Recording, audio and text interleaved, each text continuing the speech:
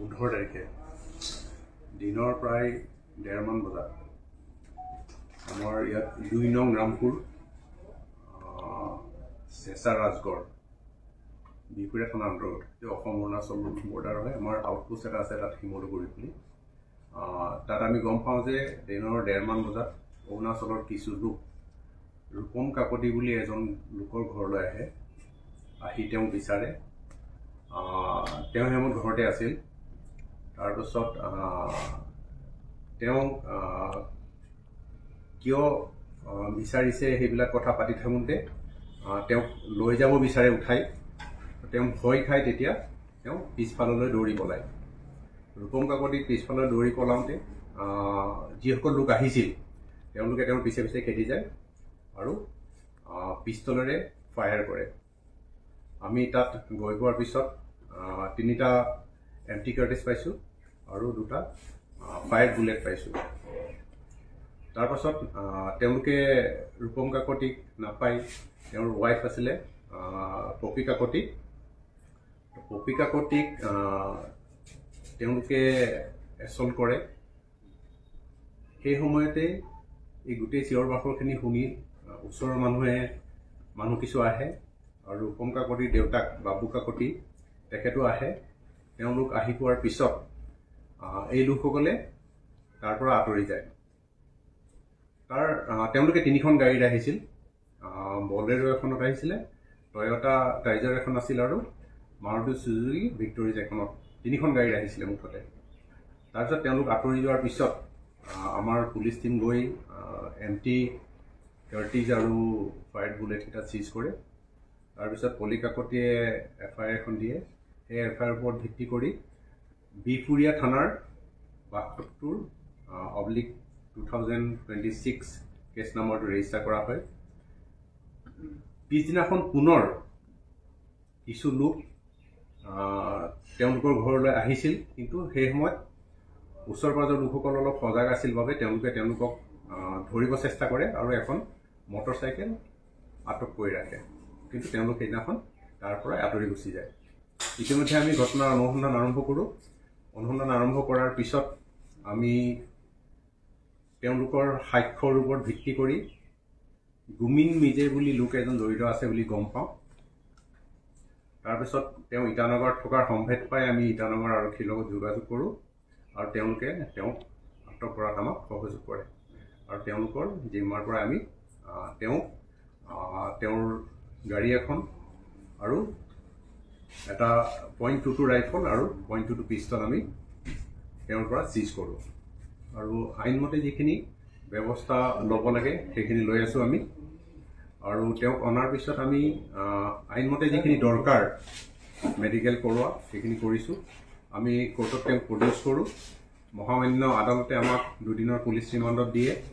Police ৰিমাণ্ডত দিয়াৰ পিছত আমি তেওঁলোকৰ জড়িত কিছু লোকৰ সম্ভেদ পাওঁ। আমি তেওঁলোকৰ বিপক্ষেও আইনমতে যিখিনি ব্যৱস্থা ল'ব লগা আছে সেইখিনি লৈ ল'ম।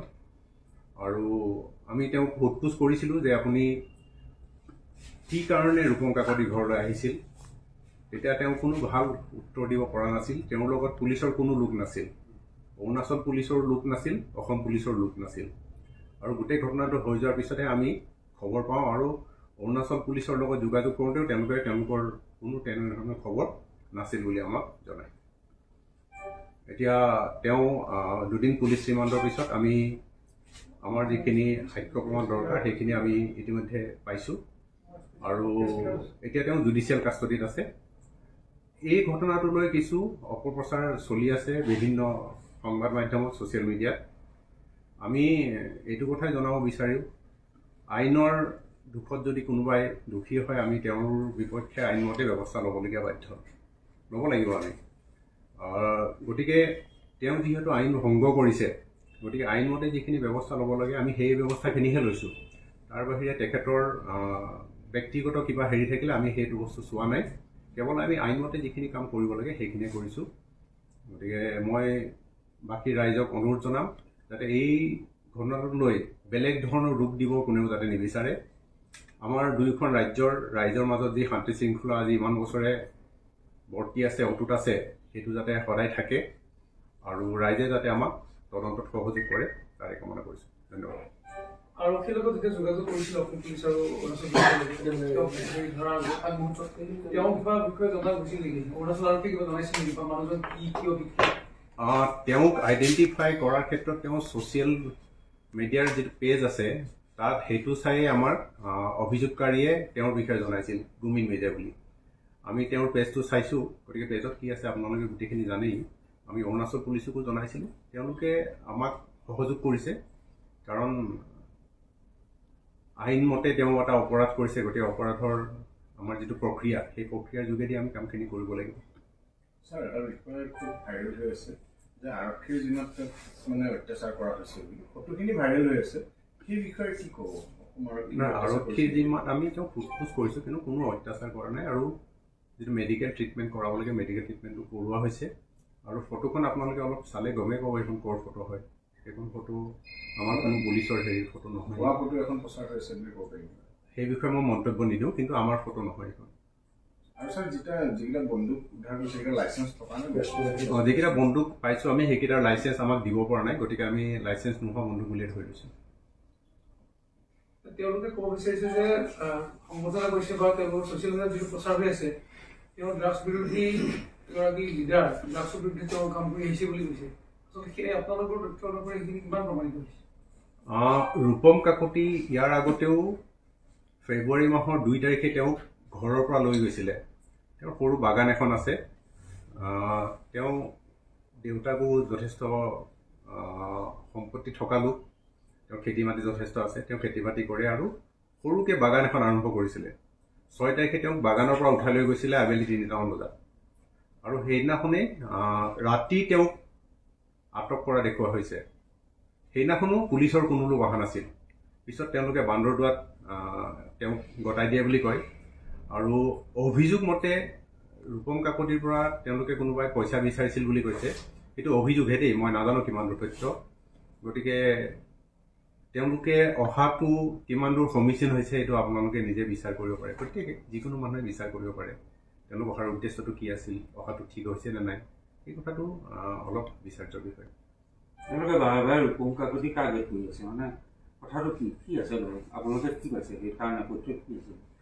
ৰূপম কাকতি এটা সময়ত তেওঁ ড্ৰাগছৰ আসক্তি আছিল তেওঁ, আৰু তেওঁ ৰিহেবতো থাকি আহিছে, আৰু এতিয়া তেওঁ যথেষ্ট ৰিহেবত থকাৰ পিছত ভালকৈ কাম চাম কৰি আছিলে। আমাৰ যিমান দূৰ আমাৰ হাতত তথ্য আছে তেওঁ ড্ৰাগছৰ ব্যৱসায়ৰ লগত জড়িত নহয়। যদি কিবা থাকিলেহেঁতেন বা পালোহেঁতেন আমি নিশ্চয় আইনমতে ব্যৱস্থা ল'লোহেঁতেন।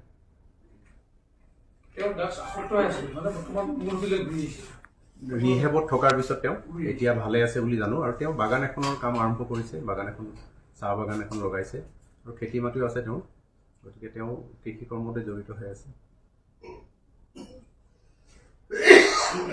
অন্য এটা বিষয় অলপ চৰ্চিত হৈ আছে, কুকুৰৰ এটা বিষয় লালুক থকা। এই বিষয়টো বোলে কুকুৰৰ মাংসৰ যিটো ৰেকেট এটা চলি আছে বুলি কৈছে, এই কথাবিলাক অকণমান আপোনালোকে কেনেধৰণে ব্যৱস্থা লৈ আছে সেইখিনি অকণমান ক'ব নেকি? কুকুৰৰ ঘটনাক লৈ আগতে আমি লখিমপুৰতো কিছু লোক ধৰিছিলোঁ, আৰু যিখিনি লোক ধৰা গৈছিল তেওঁলোক এটাই কাৰ্বি আংলঙৰ আছিল। তো সেইদিনাখনো ৰাতি এখন সন্দেহজনক গাড়ীত কুকুৰ পোৱা যায়, আৰু আমি ইতিমধ্যে তেওঁলোকৰ বিপক্ষে আইনী ব্যৱস্থা লৈছোঁ। গতিকে কুকুৰৰ যিটো ইয়াত চুৰ কৰি লৈ যোৱাৰ কথাটো ওলাই আছে বা হৈ আছে, সেইটো আমি বন্ধ কৰিব লাগিব। এই কথা থাকিব, তেওঁলোকে এতিয়া দল সংগঠনে অলপ ভাবুকি প্ৰদান কৰিছে ছ'চিয়েল মিডিয়াত। তেওঁ যদি আজিৰ ভিতৰত জামিন নিদিয়ে তেনেহ'লে কিন্তু অনাগত দিনত তেওঁলোকে প্ৰতিবাদ সাব্যস্ত কৰিব। গতিকে তেওঁ আৰু কিমান দিনৰ ভিতৰত ইয়াত তেওঁৰ ওপৰত কি চলিব? নাই, গুমিন মিৰ্জাৰ কথাটোত মই এইটোৱে ক'ব বিচাৰিছোঁ, law will take its own course. আইনমতে আইনৰ ৰাস্তা উলিয়াই ল'ব। আমি আইনী প্ৰক্ৰিয়াটোৰ যোগেদিহে কাম কৰিব লাগিব। কোনোবাই ইয়াত মই সকলোকে আহ্বান জনাম, সহযোগ কৰক। যদি কিবা অসুবিধা আছে, কিবা আছে আপোনালোকক জনাওক, আইনমতে আমি ব্যৱস্থা ল'ব লাগিব। আইনৰ বাহিৰত গৈ আমি কাম কৰাটো উচিত নহ'ব।